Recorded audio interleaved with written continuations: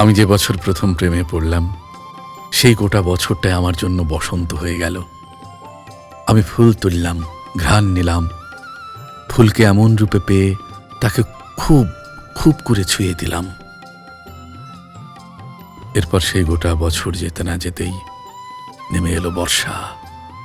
সেই যে বর্ষণ আজও থামল না, সবকিছু ভেঙে চুরে গেছে। আমি কেবল বাঁধটা বাঁচানোর চেষ্টা করে যাচ্ছি ক্রমাগত ক্রমাগত। সম্বল বলতে সেই ফুল, বসন্ত, সেসব কিছু নেই। একটা ঘর আছে কেবল, সেখানে আমি ছাড়া আর কেউ নেই, আর কেউ নেই।